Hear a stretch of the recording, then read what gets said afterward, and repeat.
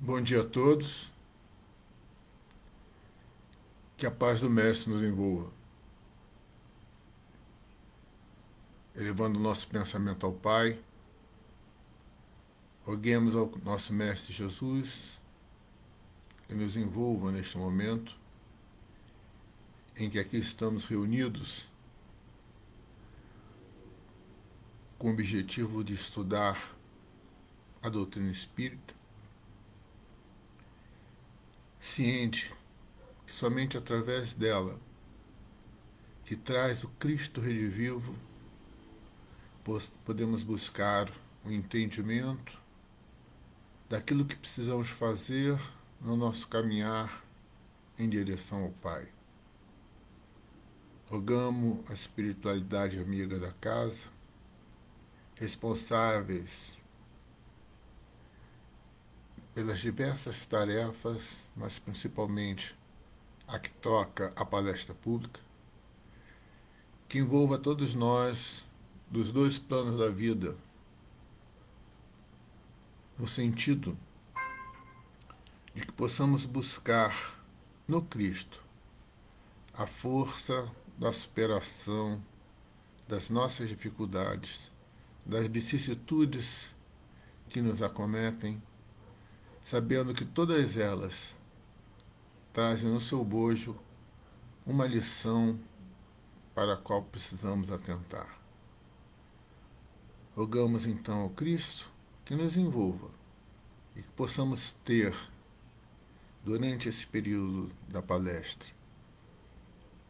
e na sequência dela, nesse domingo, paz, harmonia e tranquilidade para enfrentarmos as nossas dificuldades. Fique conosco, querido Mestre Jesus, hoje e sempre, graças a Deus.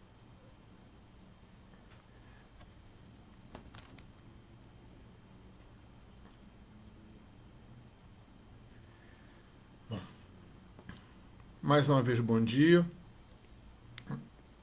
O nosso tema de hoje é Bezerra de Menezes e a fraternidade em Jesus.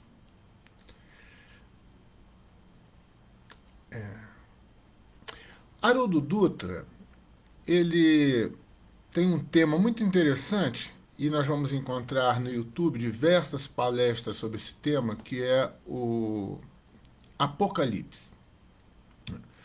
Não sei se ele fala em todas, mas numa delas ele faz, baseado na própria Bíblia, no Velho Testamento, uma contagem do tempo bíblico. E nessa contagem ele nos fala que a humanidade passa por ciclos.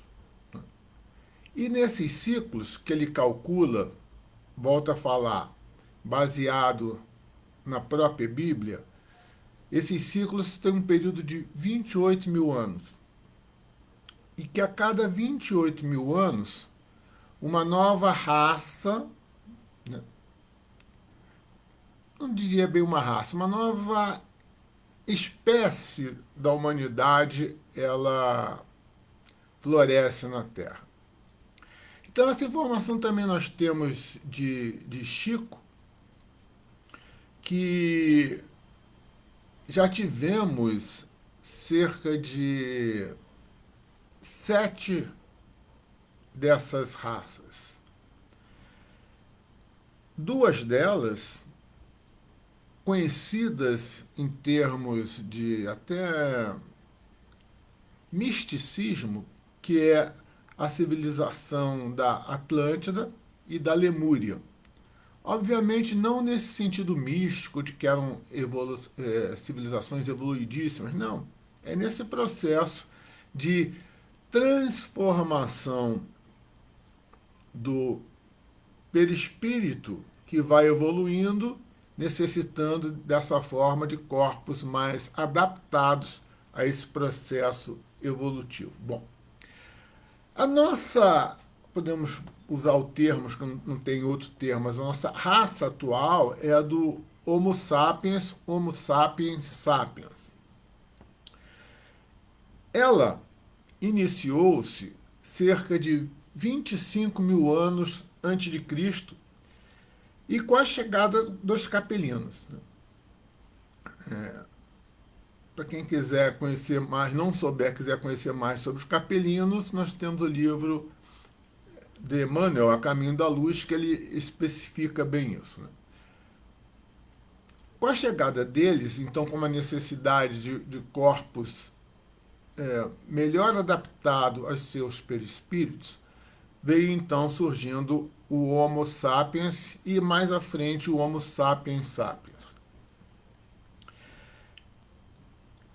Num ciclo, como eu falei, que são de 28 mil anos, na altura de 11 mil anos antes de Cristo, ou seja, na metade desse ciclo, porque falamos que o ciclo começou em 25 mil antes de Cristo, ou seja, na metade desse ciclo, 14 mil anos depois, em 11 mil antes de Cristo, aconteceu o primeiro expurgo no sentido positivo, ou seja, aqueles espíritos que vieram aqui e conseguiram se melhorar e tiveram condições de voltar para o seu orbe, assim o fizeram. E aí nós vamos encontrar diversas estruturas monolíticas, a maioria delas, que nós não entendemos direito o seu significado. Nós podemos falar em Stonehenge, nós podemos falar em outros conglomerados de pedras dispostas de uma maneira tal que a humanidade começa a tentar descobrir a sua razão. Nós vamos encontrar também as pirâmides, né?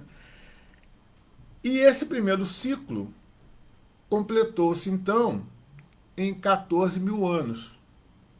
7 mil anos depois, em 4 mil a.C., foi feito um novo expurgo positivo, mas aqueles que não passaram nesse expurgo aqui continuam, que são os capelinos ainda renitentes, sem o aprendizado que a presença deles no êxodo terrestre deveria acarretá-los. Interessante que nós vamos ver em O Livro dos Espíritos Kardec questionando sobre Adão, e os espíritos respondem que Adão viveu há 4 mil anos antes de Cristo.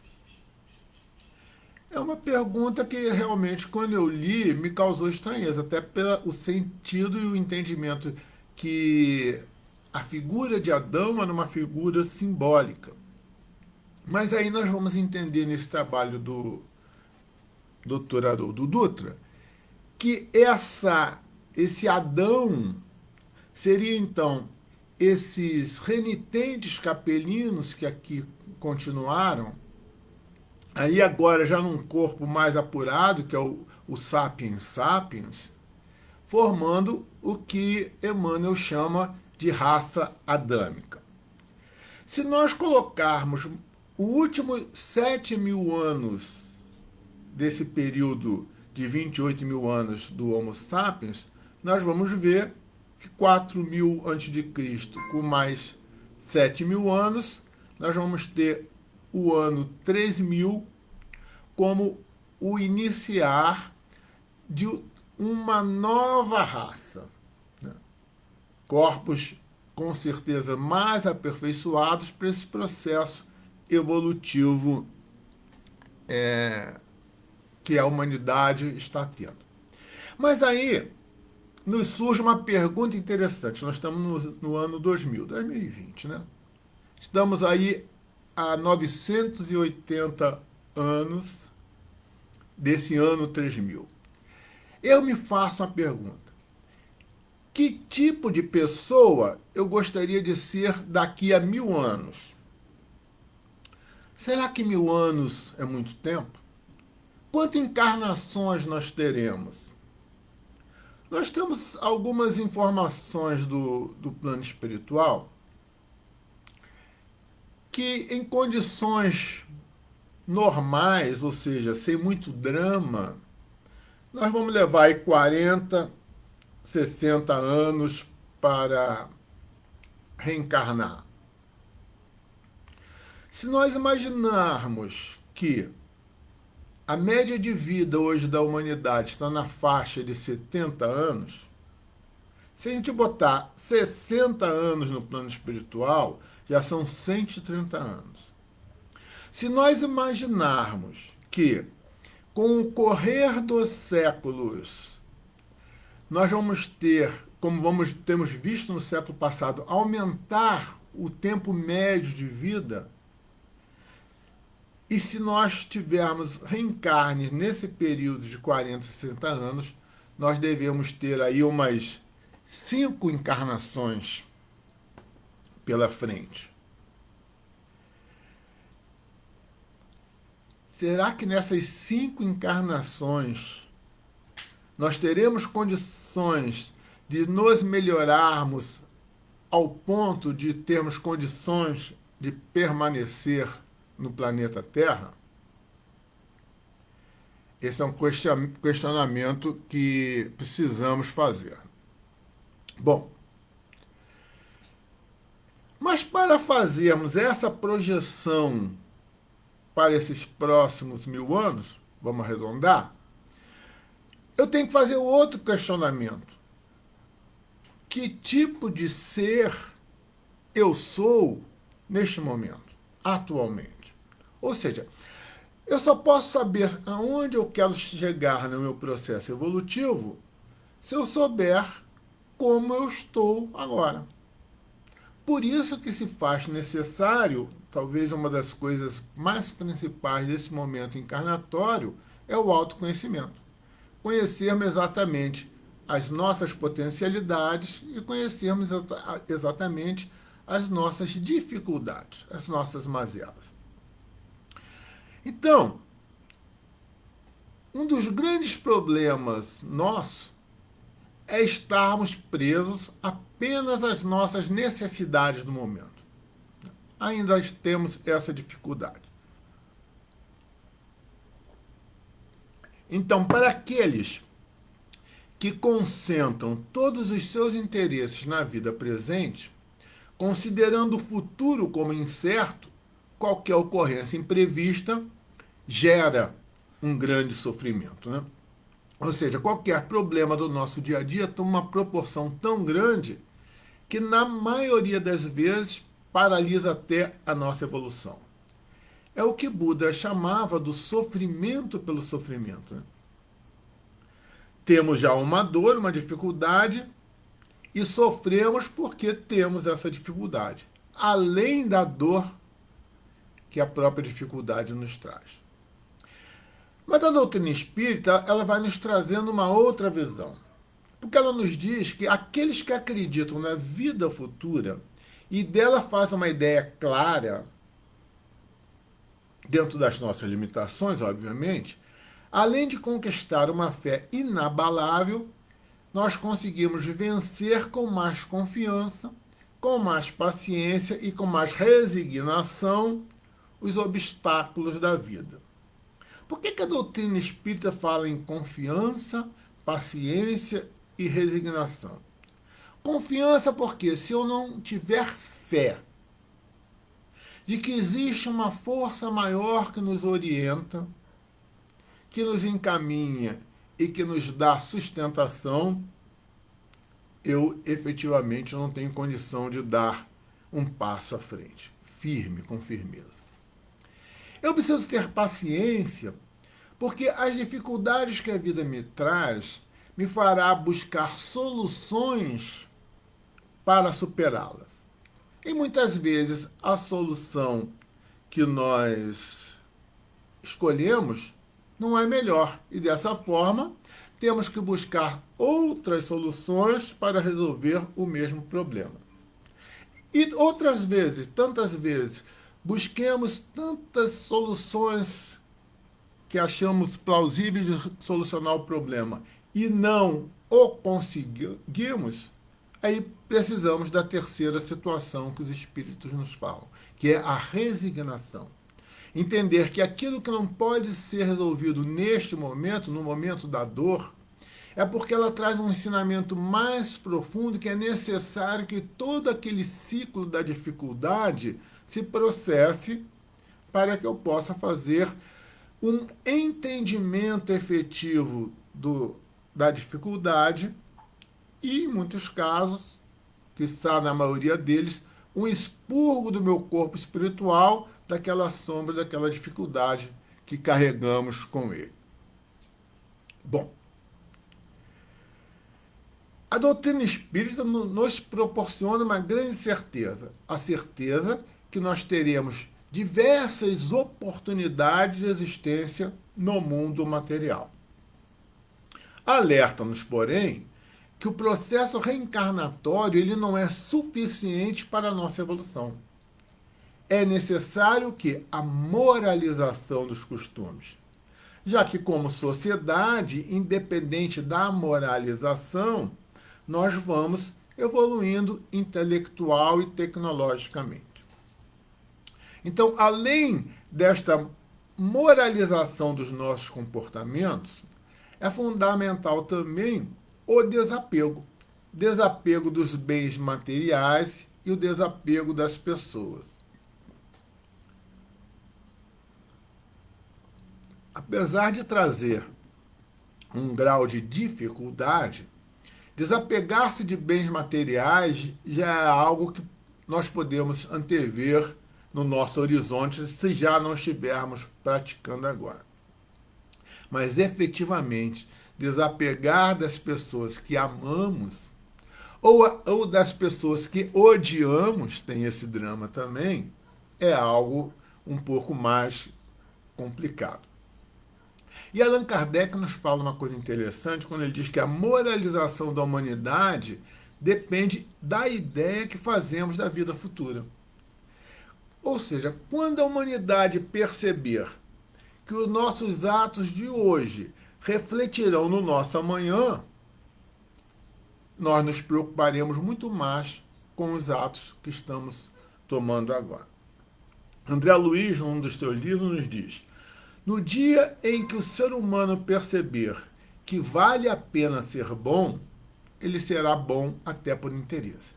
Na verdade, isso é uma corruptela de uma frase de Schopenhauer, que falou no século XIX, onde Schopenhauer falava: se os velhacos soubessem como é bom ser bom, seriam bons só de velhacaria.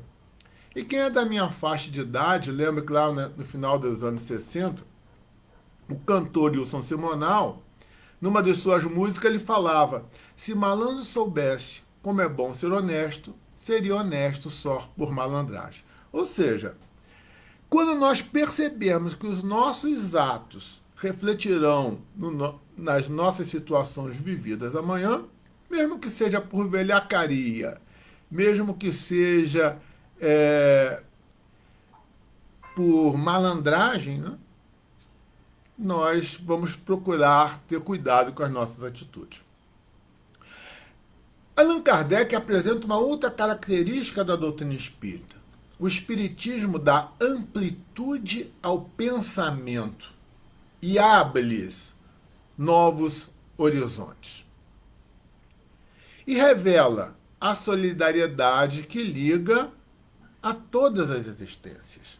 Ou seja, uma existência está ligada à existência anterior. Ou seja, cada encarnação está ligada à anterior e nela reflete a lei de causa e efeito daquilo que fizemos ou deixamos de fazer na encarnação passada ou nas passadas, para ser mais preciso. Então, o pensamento vai se formar dos sentimentos que nós trazemos e, consequentemente, das emoções que esses sentimentos provocam e que vamos desenvolvendo nas diversas encarnações.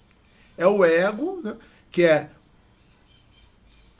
o momento que nós estamos hoje, que Freud traduzia como o id, uma relação de vivenciar instintos que ainda fazemos, né, com o self, que é o espírito imortal, mas que é um somatório dos diversos egos que tivemos nas nossas encarnações anteriores.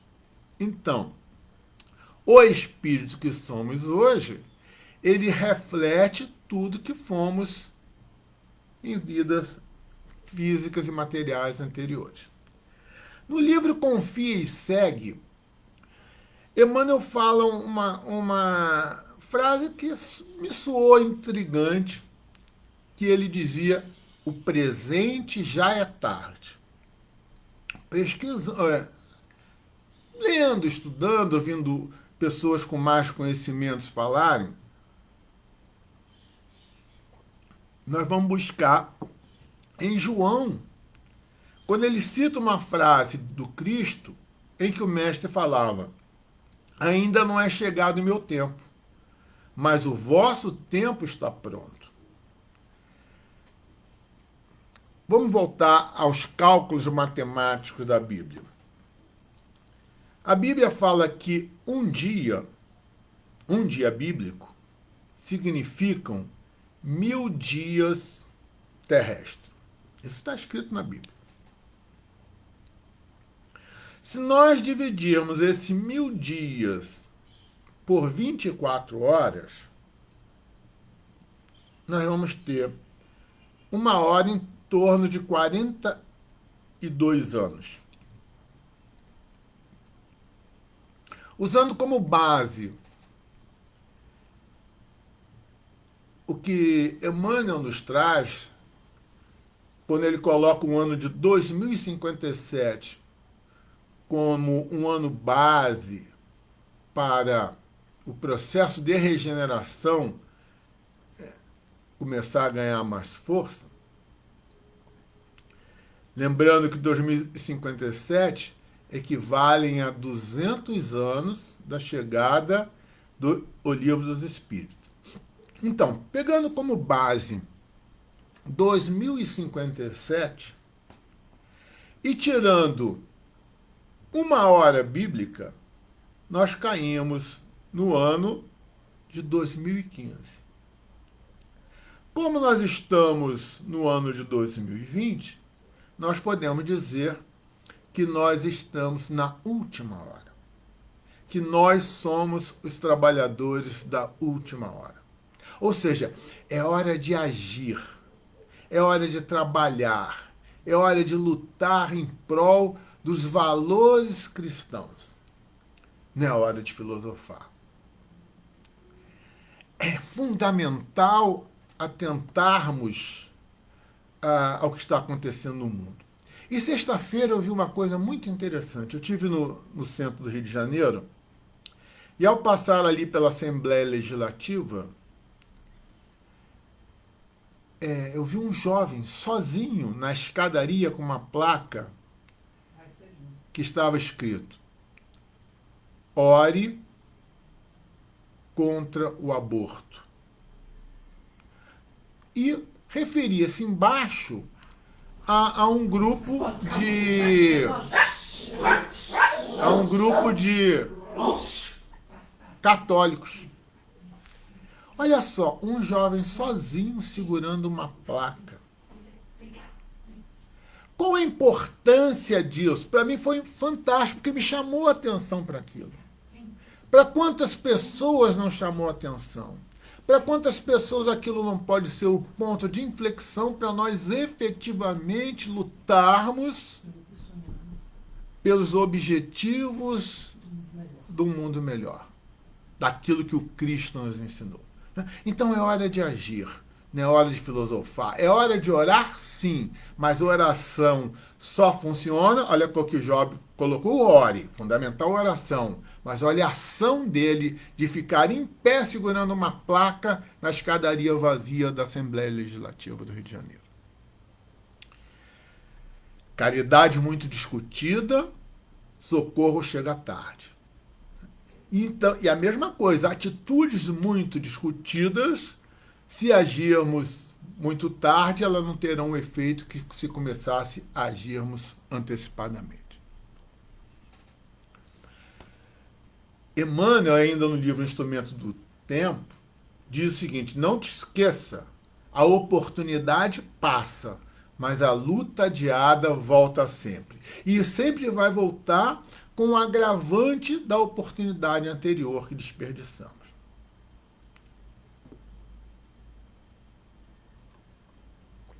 Qual a grande revelação que o Cristo nos trouxe? Cristo nos trouxe o amor como base do processo evolutivo de cada um de nós. A nossa dificuldade efetiva é entendermos o que é este amor. Né? Aí, realmente é algo que ainda temos dificuldade de fazê-lo. Mas temos que dar o primeiro passo. Então, toda essa colocação que eu dei da necessidade do processo evolutivo, ela vai se dar por quê? Pelo trabalho de transformação nossa conosco mesmo. Não é? E aí nós vamos trazer um texto que está no livro União em Jesus, psicografia de Chico Xavier, onde em um dos seus itens, o item 31, está escrito lá, itens da fraternidade em Jesus. Essa mensagem foi psicografada em 1983. Já vamos completar aí quase 40 anos, mas ela é terrivelmente atual. Diz Dr. Bezerra que o trabalho de conscientização em Cristo é serviço pioneiro no plano físico. Olha, sabemos que a doutrina espírita é o consolador prometido, pelo menos a interpretação que nós temos, né? E que ela é o cristianismo redivivo, trazendo de novo Cristo, tirando eles dos dogmas e do misticismo que envolvendo e trazendo o pedagogo e o terapeuta para nós. Jesus, nosso guia e modelo da humanidade.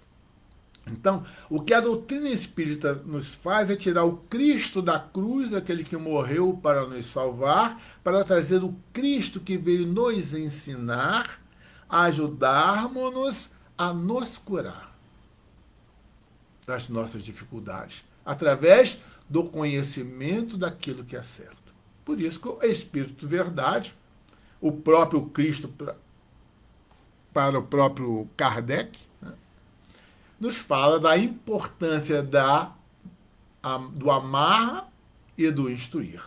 O instruir é fundamental também.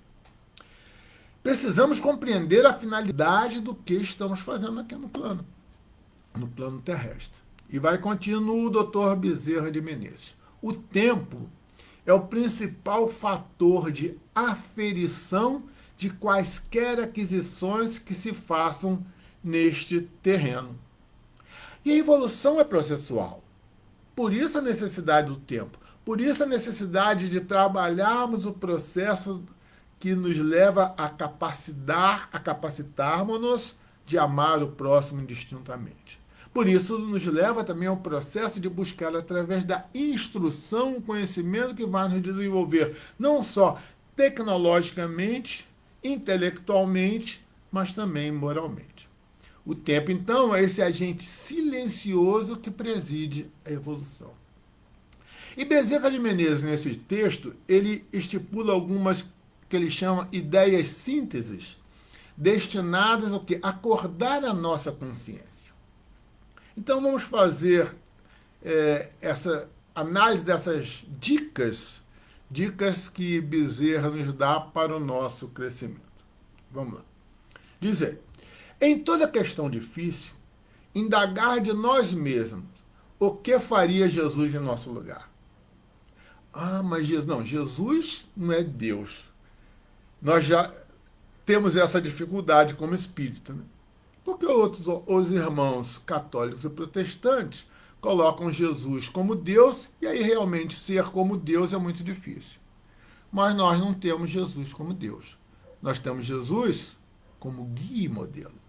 Se nós temos Jesus como guia e modelo, todas as nossas atitudes têm que ser pautadas no que o Cristo faria se passasse pela situação que eu estou passando. Ainda segue o Dr. Bezerra. Necessário que aceitemo-nos por parte da família universal de Deus, na mesma moradia terrestre, moradia que permanece integrada ao plano cósmico, à maneira de um conjunto residencial, renteando com inúmeros outros na criação divina. Olha que interesse que o Dr. Bezerra coloca, então, o planeta Terra como se fosse um conjunto residencial nessa cidade que é o plano cósmico, o universo. E no conjunto habitacional, nós vamos ter vizinhos mais inteligentes, vizinhos menos inteligentes, vizinhos com suas casas equilibradas harmonicamente, vizinhos com suas casas desequilibradas, vizinhos com capacidade econômica superior, outros com capacidade econômica inferior, mas todos eles, fora dos seus lares, têm que decidir o que fazer com as áreas públicas do condomínio. Como fazer a distribuição de água, como providenciar a limpeza, quais os comportamentos que temos que ter para respeitar o próximo. Então, efetivamente, o planeta Terra é um grande conjunto residencial, onde cada um de nós tem o seu núcleo, mas precisa discutir com o próximo naquilo que faz parte do conjunto. Somos isolados, mas na convivência com o próximo, nós precisamos decidir tudo dentro de um consenso. Cada criatura, diz Dr. Bezerra, é um mundo por si, com leis e movimentos próprios, que nem sempre se harmonizam com os nossos. O corpo humano são trilhões de células em busca de harmonização.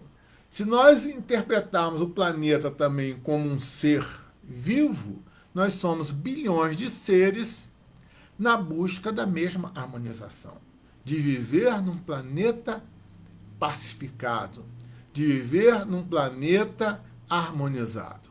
Mas não a paz que nos obriga ao silêncio. Como diz o Rapa, a paz sem voz é medo.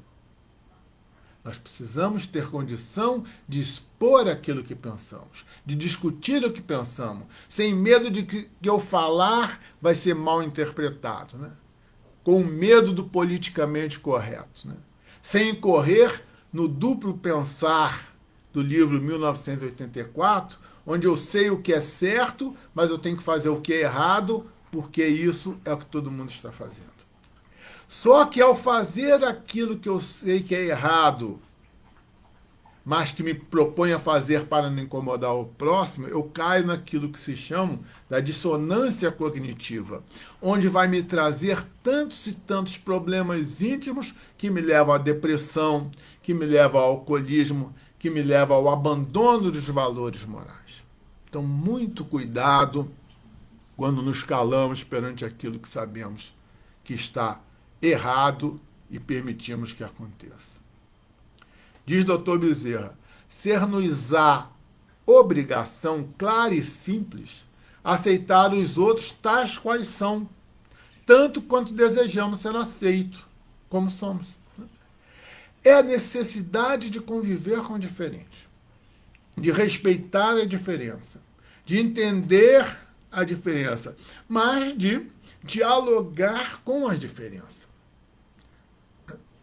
E nesse diálogo com a diferença está o respeito pelo que o outro pensa, mas também o respeito pelo que eu penso que preciso colocar em discussão, em pauta. Continua o Dr. Bezerra. Reconheçamos a verdade que todo bem e todo mal de que nos façamos autores apresentarão hoje, amanhã ou depois de amanhã o somatório das bênçãos ou dos males de que tenhamos sido causa. lei de causa e efeito, que ele traduz nessa frase. Pietro Baldi, num dos seus livros, diz que o destino é o desenvolvimento de uma trajetória lançada por nós mesmos. Se eu estou indo nesta direção, eu chegarei no final nessa direção. Claro, óbvio. Não tem como eu atirar uma flecha para a esquerda e ela ir para a direita. Continua doutor Bezerra. Atendendo-se à realidade de que somos psicologicamente diferenciados, respeitar sempre as necessidades que os problemas do próximo, já que, por enquanto, respeitar sempre as necessidades ou os problemas do próximo, já que, por enquanto, não conseguimos desvencilharmos-nos dos nossos. Olha só, diz que somos psicologicamente diferenciados. Lógico, fomos criados em épocas diferentes. E mesmo aqueles que foram criados ao mesmo tempo vivenciam situações diferentes que hoje são espíritos totalmente diferentes. Mas, trazendo ainda esse texto do Dr. Bezerra,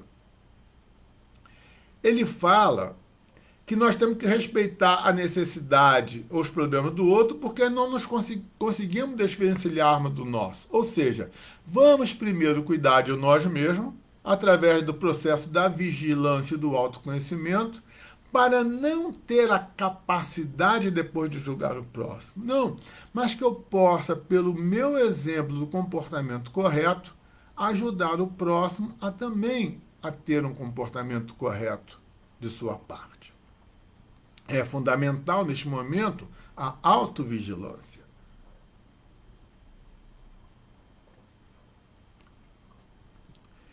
Continua o doutor Bezerra. Cada qual de nós, neste justo momento, está no melhor lugar, na melhor posição, na melhor tarefa e com os melhores companheiros que sejamos capazes de usufruir com o necessário proveito. O que o doutor Bezerra nos diz? Que quando viemos para o plano da carne, não pegamos o aeróbus errado. Ou, em termos mais antigos, a cegonha não nos largou no endereço errado. Estamos situados aonde necessitamos, passando pelas condições que necessitamos, vivenciando com pessoas com que necessitamos, nesse grande processo de, através do conviver com o diferente, transformarmos as nossas imperfeições em virtudes. Diz o doutor Bezerra, as condições do berço e da família, do grupo social e dos compromissos que venhamos a assumir com outra pessoa ou com outras pessoas, são áreas de dever a cumprir que não será lícito esquecer ou menosprezar sem danos para nós mesmos. Ou seja, os compromissos que venhamos a assumir com alguém ou com um conjunto de pessoas, não nos é permitido esquecer ou menosprezar esses compromissos. Porque se assim fizermos, diz o doutor, os danificados seremos nós mesmos. Precisamos ter fidelidade aos nossos compromissos assumidos. Segue o doutor Bezerra.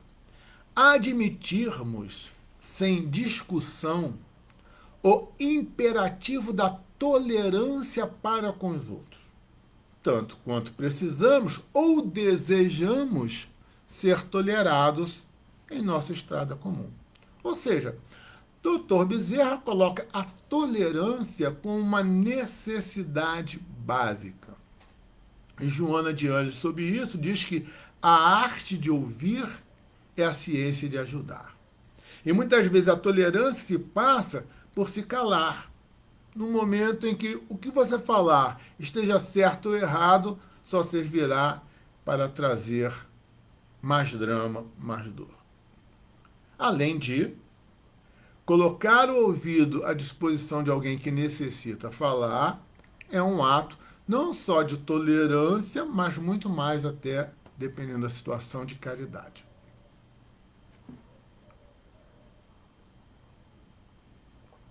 Prossegue o doutor Bezerra.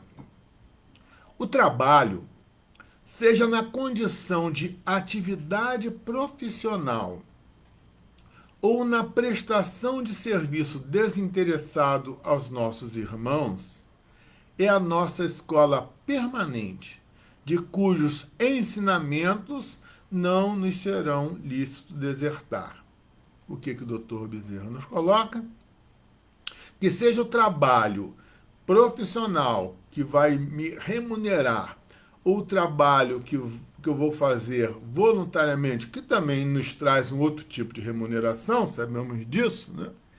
Eles são fundamentais. Trabalhar é fundamental no processo evolutivo. Continua. Desculpar a quaisquer ofensor de que nos julguemos vítimas, esquecendo esse ou aquele atrito que nos tem acolhido em mais regiões de influência, com absoluto esquecimento dos desajustes havidos. Então, vamos lá. Olha só. Desculpar o ofensor de que nos julguemos vítimas. Ele não coloca nem de que somos vítimas, porque muitas vezes nós somos vítimas muito mais pelo nosso orgulho, pela nossa vaidade, do que pelo ato em si. Entendendo mais ainda que qualquer ofensa que nos é dada, ela pode ser recusada. Em que sentido? Eu não valorizar aquela ofensa. E se eu não valorizo aquela ofensa, ela não vai me tolher e me colher, como diz aqui o doutor, em mais regiões de influência. Que seriam essas mais regiões de influência? A minha possibilidade, através do meu comportamento, de atrair espíritos que vão insuflar em mim exatamente minha vaidade, o meu orgulho, para uma palavra, um ato que alguém faça me sentir ofendido. E então, esse absoluto esquecimento dos desajustes havidos, interpretando que o esquecer não é o esquecer físico, o esquecer que a doutrina nos fala, e o doutor Bezerra nos traz aqui, é aquele esquecer de não valorizar o problema. De que toda vez que nós nos lembrarmos dele, nós procurarmos de alguma maneira ou buscar entendimento dele ou mudar o pensamento. E Chico fala algo interessante quando ele diz: o ressentimento cria uma carga negativa que dilapida as nossas forças. E a ciência já nos mostrou isso, que o fato e lembrança provocam as mesmas reações químicas em mim.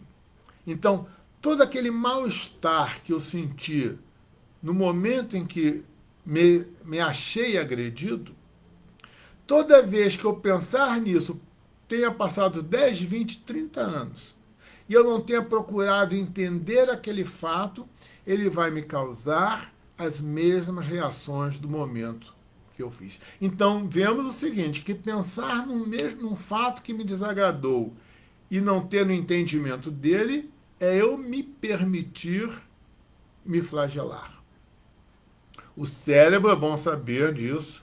Até foi uma palestra que o Cássio fez lá no Nosso Lar, 1000 anos atrás, Cássio era um jovem ainda, onde ele trouxe essa informação e eu peguei dele, pesquisei e confirmando essa profundidade de que o cérebro não distingue o que é fato do que é lembrança.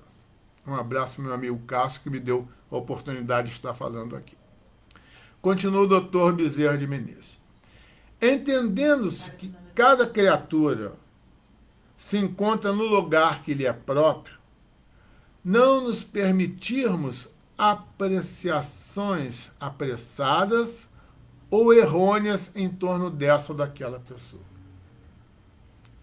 Muitas vezes nós tiramos conclusões de alguém por um ato.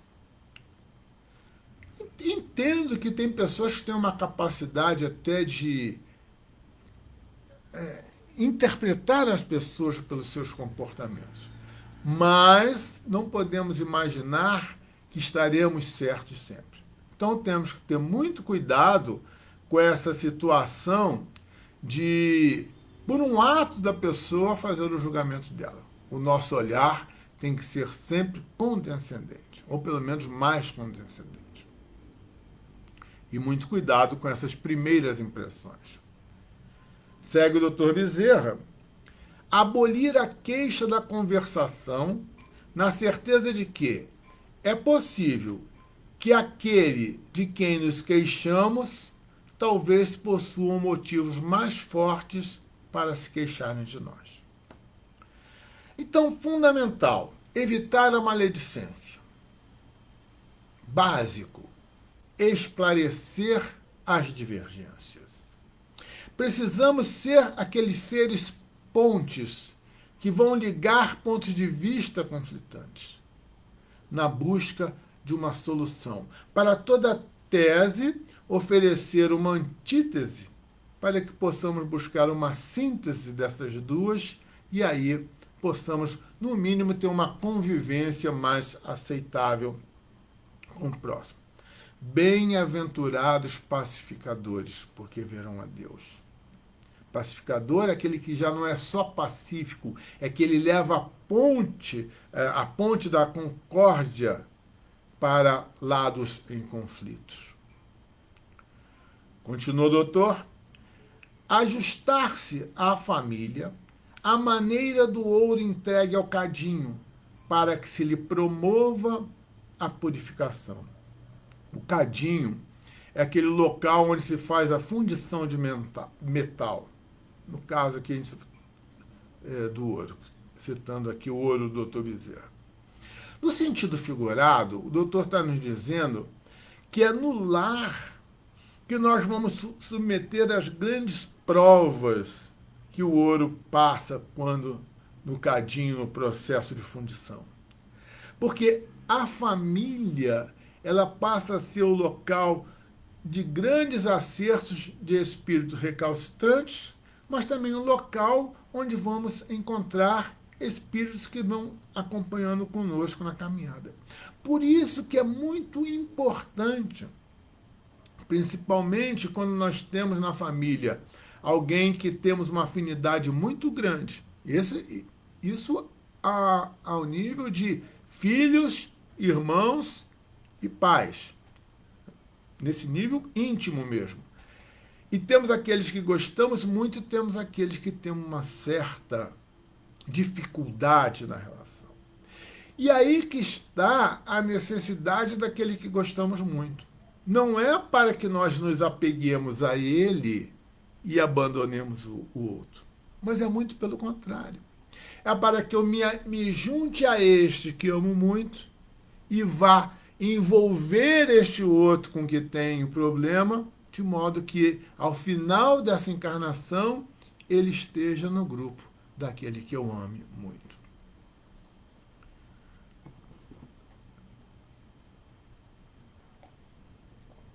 Segue o doutor.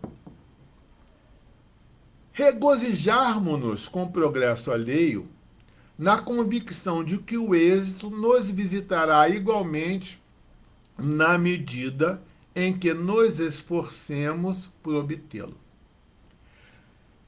A inveja é um sentimento que nos paralisa. Mas o processo que a inveja pode despertar, ela tem que ser o motor que vai me impulsionar a lutar para atingir aquele objetivo que aquela pessoa conquistou e que naquele momento me despertou uma inveja.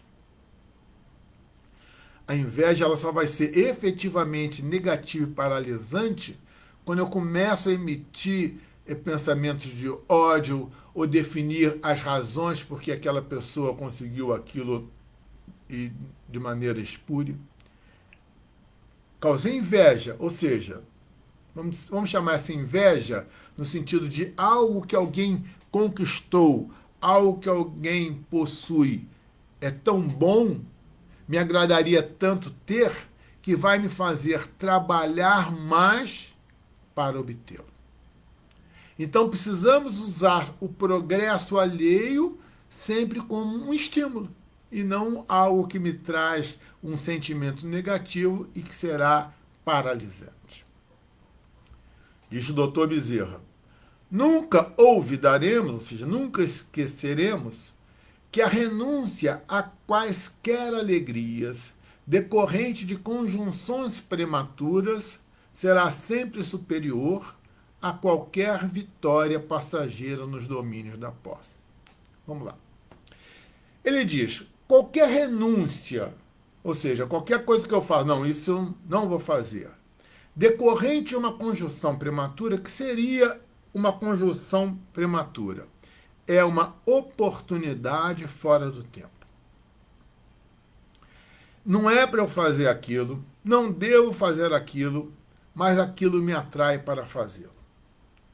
Então, quando eu abro mão dessa atração que é fruto de mim mesmo, porque a tentação não está fora, a tentação está dentro, quando eu resisto à vontade de fazer aquilo que eu sei que não tem que fazer, né, ela vai ser, em termos de espírito mortal, uma grande vitória do que aquela vamos dizer, satisfação efêmera que se esvai em pouco tempo de ter feito aquilo que eu já sabia que eu não deveria fazer. As situações de prazer são muito fáceis de entrar, mas dificilmente saímos delas ilesos. Continua o doutor Bezerra. Fixar o lado melhor das pessoas e dos acontecimentos, para que o lado sombrio desapareça naturalmente. Se o mal, se a escuridão é a ausência de luz, o mal é a ausência do bem. Então, a melhor maneira de me relacionar com o próximo é procurar ver nele o seu lado positivo e trabalhar com esse próximo pelo lado positivo, assim como os acontecimentos. Todo e qualquer acontecimento que vivenciamos, ela vai ter um lado positivo. Então, vamos nos apegar sempre a esse lado positivo para que se faça luz na sombra que nós mesmos carregamos.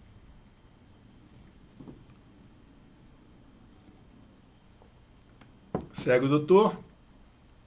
Rejubilarmos-nos com aquilo que tenhamos ao nosso dispor, sem preocupação por obter o que talvez quiséssemos. Nessa mesma linha, né? O que temos é o que necessitamos. O que não significa que devemos nos acomodar perante as situações que vivemos. Temos que trabalhar sempre para melhor. Mas nunca colocar os fins justificando os meios que eu vou fazer. Se eu quero alcançar o ponto A, eu tenho que ver o melhor caminho, o caminho que eu não prejudique e não atrapalhe ninguém para alcançá-lo. Se eu colocar que meu objetivo é só o ponto A e tudo que eu fizer justifica porque eu quero alcançar meu objetivo, eu estou criando mais dores e ao chegar no ponto A, eu verei que foi uma chegada efêmera. Certa vez, passeando com Sheila aqui em Bitipoca,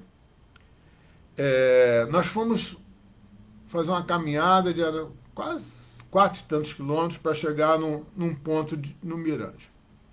Caminhamos os 4 quilômetros, um caminho maravilhoso, e quando chegamos lá no ponto, nós vimos que ele era um ponto comum em função de tudo que nós vimos de bonito antes. Qual a noção que aquilo nos trouxe? Que se nós tivéssemos feito o caminho só pensando em chegar naquele ponto, ele seria um ponto simples. Mas ele se tornou parte de um conjunto de belos paisagens durante esses 4 quilômetros de experiência que fizemos até chegar lá. Então, é importante que o caminho seja pautado por atitudes dignas para que justifique o nosso objetivo. Vamos aqui acelerar um pouquinho, porque a gente fala muito, né? Saber sorrir, tanto nas horas de contentamento, quanto naquelas outras em que as inquietações estejam conosco. Tanto o ar sorturno quanto o gargalhar são comportamentos sombrios. O equilíbrio tem que estar sempre presente. Não desconhecer que, muitas vezes, ser-nos-á necessário ouvir as opiniões de companheiro e acatá-las, considerando o benefício geral. Sempre trabalhar em grupo. Trabalhar a abnegação. Negar a si mesmo, porque mesmo que eu esteja certo e o grupo errado, vamos trabalhar com a ideia do grupo, porque a verdade sempre vem. Auxiliar para o bem geral em todo o tempo, mas escolher o tempo adequado para tratar dos problemas difíceis e dos casos graves com os irmãos neles envolvidos. Não sermos coniventes com o erro, mas não destruirmos aquele que está errado. E quando criticarmos, atentarmos para o momento, a maneira e as pessoas certas. Aceitar o amor que Jesus nos ensinou nas menores ocorrências do nosso campo de ação. Amor é a lei universal. Aceitar é transformar em ações. E Emmanuel nos fala que o amor puro liquidará os infernos quando nós estivermos sublimados pela força da educação. E que educação é essa? Diz a Kardec em O Livro dos Espíritos, é aquela que forma caráteres. E o hábito, ele vai desenvolver tanto virtudes quanto mazelas. Então, que os nossos hábitos sejam bons para que possamos desenvolver as virtudes. E termina o doutor Bezerra dizendo o seguinte: começar de nós mesmos o serviço de conscientização, transferida em seguida às pessoas que nos sejam particularmente queridas, e logo após transmiti-las aos grupos humanos em geral. Ou seja, a conscientização começa em mim. A transformação que eu quero para formar uma sociedade pacífica, justa e amorosa, ela não virá por um decreto de cima para baixo. Deus não fará, e muito menos o Estado. A transformação para uma condição social positiva da nossa sociedade humana começará, como diz Dr. Bezerra de Menezes, na conscientização de nós mesmos, daquilo que efetivamente precisamos fazer em prol do próximo. Dessa maneira, eu envolvo aquelas pessoas mais próximas de mim, pela energia positiva que eu estarei vibrando, pelo exemplo, e dessa maneira nós vamos fazendo um grande processo de conscientização que leva à transformação da sociedade. Emmanuel nos fala: evangelize. Se precisar, use as palavras. Porque evangelização é um processo comportamental. É o exemplo que induz o próximo à mudança. Não será só as minhas palavras. E Gandhi, esse grande cristão sem o selo, dizia: "Sê a mudança que queres para o mundo." Se eu quero um mundo pacífico, eu não tenho que reclamar que o outro é agressivo. Eu tenho que me tornar pacífico. E Nando Cordel, numa bela música, diz o seguinte: a paz no mundo começa em mim.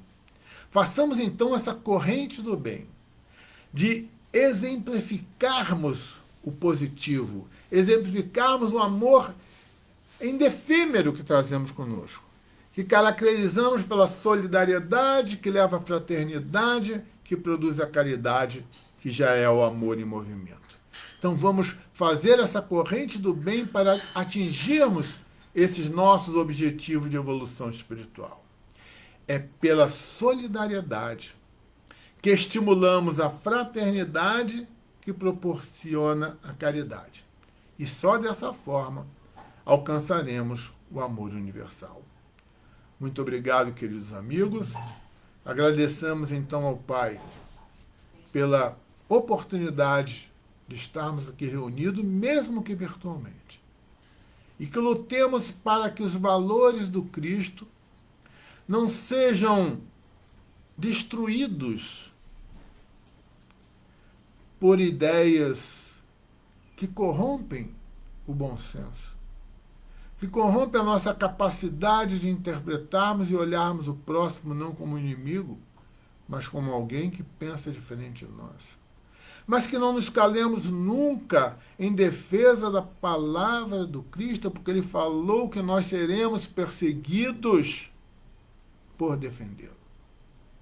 Não abramos mão, não só do direito, mas do dever de sermos efetivamente cristãos nas nossas palavras e nos nossos atos.